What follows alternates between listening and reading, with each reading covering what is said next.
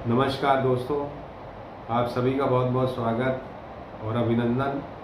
मैं डॉक्टर अनुराग तिवारी अपने इस चैनल पे आप सभी को पुनः धन्यवाद देता हूं पधारने के लिए। और आज का ये एपिसोड हम लोग इस बात पे चर्चा करेंगे कि जो आपके मन में कुछ विशेष कुतूहल आपने मुझे लिखे, जो मुझे प्रश्न मिले, उनकी मैं बात करूंगा और आपको बताने का प्रयास करूंगा कि क्या होने वाला है उन प्रश्नों के मामले में जो प्रश्न आपने मुझसे पूछे। सबसे पहली बात जो आप जानना चाहते हैं वो ये है कि ये जो सांप्रदायिक हिंसा या माहौल जो एक सांप्रदायिकता का खराब हो रहा है वो कब तक चलेगा, कब वो सुधरेगा। तो दोस्तों, इसके बारे में मैं आपको बताना चाहूँगा कि हमने लगभग अप्रैल के पहले ही ये बात बता दी थी आपको। मार्च के महीने में ही हमने अपने वीडियो में ये बताया था आपको कि गुरु और नेपच्यून की युति होने वाली है। आप हमारे वीडियोस देखें, एक वीडियो में नहीं, कम से कम 2-3 वीडियोस में हमने ये बात बार बार आउटलाइन की थी कि गुरु और नेपच्यून की युति भावनाओं को उबाल में लाएगी। लोग धर्म के प्रति ज़्यादा आसक्त होंगे और उसके कारण माहौल खराब होगा। ये हमारी बात पूरी तरह से सही सिद्ध हुई। और ये जो आपका प्रश्न है कि कब ये परिस्थितियां सुधरेंगी, तो मैं आपको बताऊं कि ये गुरु और नेपच्यून की युति 1856 के बाद हुई है। जैसा कि आप जानते हैं, नेपच्यून 166 साल में एक चक्कर लगाता है 12 राशियों का, और 166 साल के हिसाब से 1856 में ये युति हुई थी, अभी फिर हुई है। और ये युति अभी वर्तमान में सितंबर के महीने तक रहेगी। सितंबर मध्य तक आप ये भावनाओं का उबाल विशेष रूप से देखेंगे। सितंबर मध्य तक माहौल विशेष रूप से खराब होता हुआ देखेंगे। तो ये आपके प्रश्न का उत्तर है। ये माहौल जो है वो सितंबर मध्य तक खराब होने की परिस्थितियां बनी रहेंगी और सिचुएशन और भी एग्रेवेट हो सकती है। जैसा हमने अपना एक वीडियो आपको मैं कोट करता हूँ। 1 महीने पहले हमने एक वीडियो बनाया था जिसकी हेडिंग थी सावधानी अपरिहार्य। मई से नवंबर तक के बारे में हमने उसमें प्रेडिक्शन किया था और इसमें कहा था कि 14 मई से रोज बढ़ता जाएगा खतरा। ये उसका हेडिंग था, ग्रह गोचर से सावधान, 14 मई से 30 अगस्त। तो ये जो वीडियो हमारा था, इसमें हमने बताया था कि कैसे 14 मई के बाद परिस्थितियां खराब होती जाएंगी और ज़्यादा, और शुक्र और राहु की युति से और भी ज़्यादा 23 मई के बाद परिस्थितियां खराब होगी सांप्रदायिकता के मामले में, और इस तरह की घटनाएं बढ़ेंगी। और आप देखेंगे कि ये घटनाएं धीरे धीरे बढ़ती ही जा रही हैं। और उस वीडियो में हमने विशेष करके 30 अगस्त तक की बातों को रिकॉर्ड किया था, यानी 30 अगस्त तक का गोचर देखा था। वैसे सितंबर मध्य तक नेपच्यून और गुरु की युति इस माहौल को खराब रखने में कोई कोर कसर नहीं रखेगी। तो आपके पहले प्रश्न का उत्तर ये हुआ। दूसरा प्रश्न, आप लोग कोरोना के बारे में जानना चाहते हैं, और उसके बारे में भी हमने अपने वीडियोस में पहले ही आपको ये ताकीद की थी, ये बताया था कि कोरोना की चौथी वेव जो है वो पुनः अपने पैर पसारेगी। अपने 2-3 वीडियोस में हमने ये बातें की थी, जिसमें ये जो रेफरेंस मैं दे रहा हूँ 1 महीने पहले का वीडियो, और अभी ये जो बदलने वाली है लय, जो जून के ऊपर हमने एक वीडियो बनाया था जून महीने पर, उसमें भी हमने ये बात कही थी कि कोरोना का खतरा बढ़ेगा, केसेस बढ़ेंगे। अब आप ये जानना चाहते हैं कि ये गुरु माफ कीजिएगा राहु की जो युति हो रही है मंगल के साथ, तो ये युति पिछले वर्ष भी हुई थी जब सेकेंड वेव बहुत ही भयानक रूप में, बहुत ही खतरनाक रूप में मार्च के अंत और अप्रैल के महीने में आई थी, और देश को जिसने एकदम डेवास्टेटिंग इफेक्ट जिसको बोल सकते हैं, भारतवर्ष ने ऐसा समय कभी नहीं देखा था। उस तरह की परिस्थितियों का निर्माण उस अंगारक दोष ने किया था, जो कि मार्च 2021 से अप्रैल 2021 की अवधि में रहा। तो आपका ये प्रश्न है कि क्या ये जो समय है, ये जो अंगारक दोष है, ये भी उसी तरह का उतना ही खराब प्रभाव देगा? तो मेरा ये कहना है कि ये प्रभाव उतना भयानक नहीं होगा, प्रभाव में न्यूनता रहेगी, लेकिन संख्या निश्चित रूप से बढ़ेगी। और चूंकि बृहस्पति देव मजबूत स्थिति में है, इसलिए उतना डेडली ये नहीं बन पाएगा इस बार का ये फोर्थ वेव जो है, लेकिन निश्चित रूप से हम सभी को परेशान करने की स्थिति में ये फिर से आने वाला है। और आप देख रहे हैं कि हमारे जो प्रिडिक्शन था उसके अकॉर्डिंग संख्या बढ़ती जा रही है। 8000 के आसपास केसेस रिपोर्ट हुए हैं। तो ये हमारी दूसरी जो आपने प्रश्न पूछा था उसके बारे में भविष्यवाणी थी।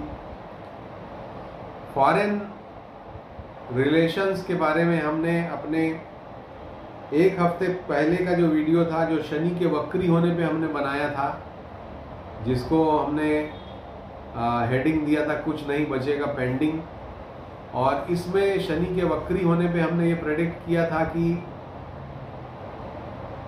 विदेश से हमारे संबंध खराब हो सकते हैं, विदेश नीति पे पुनर्विचार करने की ज़रूरत आन पड़ सकती है, या उस मामले में कुछ ना कुछ संबंध खराब होंगे।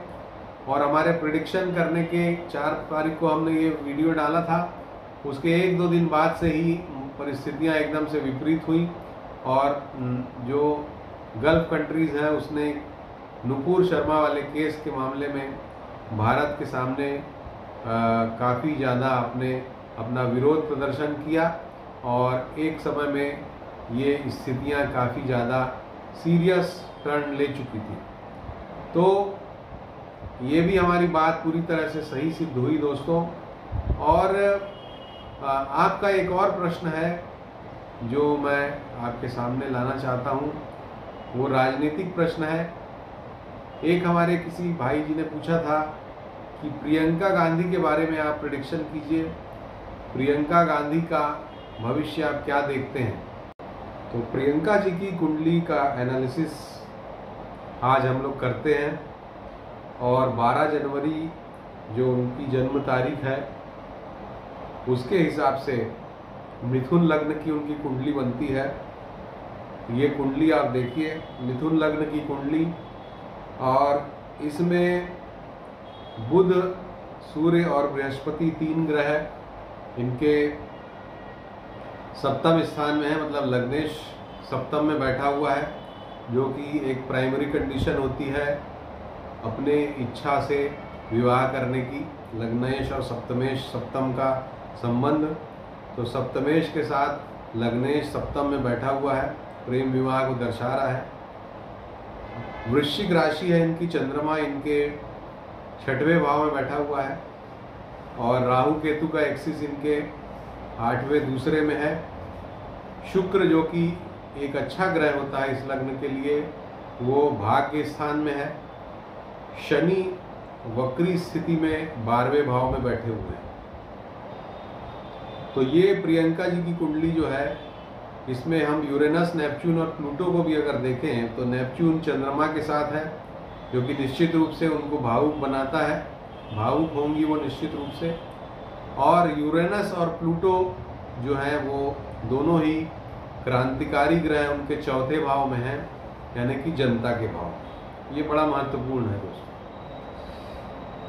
दशा इनकी अभी बुध की ही दशा चल रही है, माफ कीजिएगा, शुक्र की दशा चल रही है। शुक्र में बुध का अंतर इनका 2023 तक चलेगा, जो कि अंतर इनका अच्छा जाना चाहिए। तो ये जो शुक्र में बुध का अंतर है, ये प्रियंका जी को के कद में वृद्धि करेगा धीरे धीरे। और शुक्र में बुध के बाद फिर सूर्य की इनकी महादशा चालू होगी। उसके पहले शुक्र में केतु आएगा 1 साल का, और उसी समय चुनाव होंगे। और केतु जो इनकी कुंडली में है वो दूसरे भाव में बैठा हुआ है, वाणी के स्थान में। ये सभी बातें मैं अभी एनालिसिस आपके सामने ही कर रहा हूं, पहले मैंने कोई इनकी कुंडली नहीं देखी है। ये जो कुंडली है दोस्तों, अष्टक वर्ग में इसमें जो परिस्थितियां बनती हैं वो लग्न को थोड़े कम बिंदु देती हैं, जो कि स्वास्थ्य से संबंधित कुछ समस्याएं इनको होंगी, ये बतलाती हैं। 24 पॉइंट हैं सिर्फ लग्न को, तो ये बताती हैं कि इनको स्वास्थ्य संबंधी कुछ समस्याएं हल्की फुल्की जरूर रहती होंगी। पंचम भाव में 35 बिंदु हैं, जो कि बताती हैं कि इनकी संतान जो है वो काफ़ी अच्छा उनका भविष्य है। चौथे भाव में 37 बिंदु हैं, जो कि इनकी माँ का स्थान है।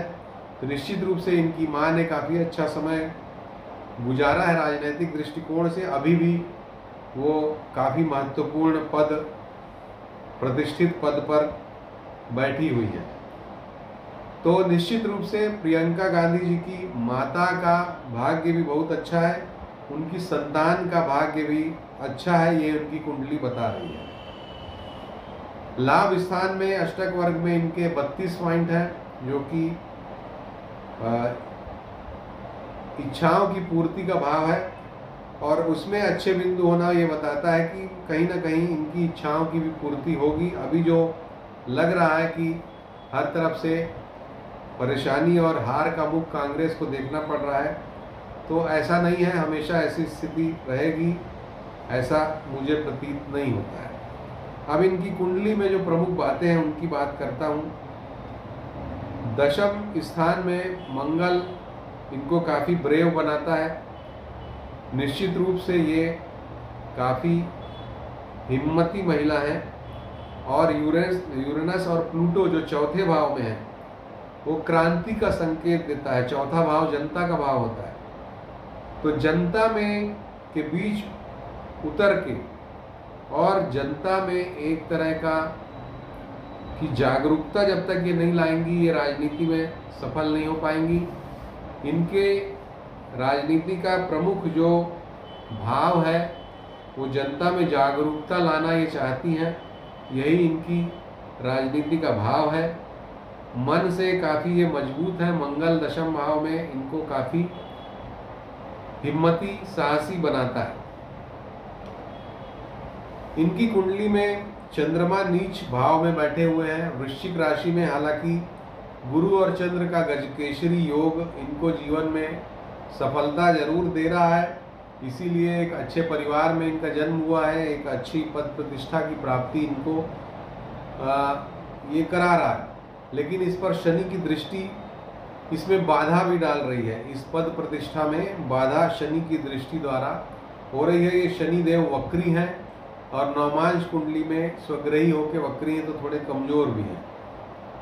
तो इस कुंडली में अगर आप इनका भविष्य जानना चाहते हैं, जैसा कि हमारे एक मित्र ने प्रश्न पूछा था, तो मैं ये बताऊं कि इनका भविष्य जब सूर्य की दशा आएगी, और सूर्य की दशा 2024 में आएगी, 2024 के बाद इनका भविष्य अच्छा है, उसमें कुछ सकारात्मकता मुझे दिखाई देती है।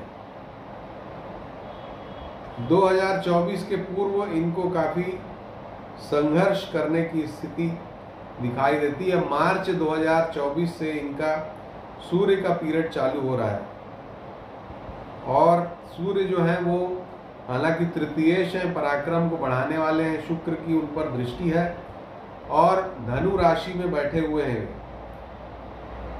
सूर्य जो है, और धनु राशि में काफ़ी अच्छी स्थिति में बैठे हुए हैं, और वर्गोत्तम भी है ये, और नवमांश में भी धनु राशि में इसका मतलब है, और नवमांश में मंगल के साथ है। तो कहने का तात्पर्य ये है कि सूर्य की दशा इनकी शुक्र की दशा की तुलना में बेहतर होगी, ये बात निश्चित है। शुक्र की दशा इनकी ठीक ठाक गई, ये राजनीति में आई, परिवार की कुछ जिम्मेदारियां इन्होंने पूरी की। त्रिकोण भाव में शुक्र बैठा हुआ है, लेकिन शुक्र शनि की राशि में है और शनि इनका कुछ खास अच्छा नहीं है, इसलिए शुक्र कुछ आज खास राजनीति में इनको सफलता नहीं दिला पाया। लेकिन सूर्य जो है वो गुरु की राशि में है और गुरु स्वग्रही हैं इनकी कुंडली में। तो जो सिद्धांत है कि सिर्फ आप ग्रह मत देखिए, वो जिस राशि में है उसका स्वामी कितना मजबूत है ये भी देखिए। तो बृहस्पति मजबूत है और गुरु और सूर्य जो है स्वयं में वर्गोत्तम है। तो निश्चित रूप से 2024 मार्च के बाद 6 साल की जो अवधि है, इसमें प्रियंका गांधी एक प्रोमिनेंट लीडर अभी भी हैं वैसे तो वो, लेकिन इनको कुछ अच्छी सफलताओं की प्राप्ति जो अभी तक नहीं हो पाई है राजनीति में, वो ये सूर्य की दशा कराएगी, ऐसा मुझे लगता है। लेकिन देश की प्रधानमंत्री बनने की स्थिति इनकी बन जाए, ऐसा निकट भविष्य में मैं नहीं देखता हूँ। बहुत दूर की महादशाओं का अध्ययन मैंने नहीं किया है। तो अगले चुनाव में ये प्रधानमंत्री बन जाए 2024 के, ऐसा मैं नहीं देखता हूँ। लेकिन निश्चित रूप से इनके राजनैतिक पद में, राजनैतिक जो स्थिति है उसमें सूर्य की महादशा 2024 के मार्च के बाद निश्चित रूप से वृद्धि कराएगी और एक प्रमुख पद पर इनको प्रतिष्ठित करेगी। प्रियंका गांधी जी को मेरी एक सलाह है और वो ये है कि चूंकि इनकी वृश्चिक राशि है और राशि कुंडली इनकी लग्न कुंडली से बेहतर बनती है, तो इसलिए इनको अच्छा सा एक मोती रत्न जरूर धारण करना चाहिए अपनी उंगली में और या अपने गले में।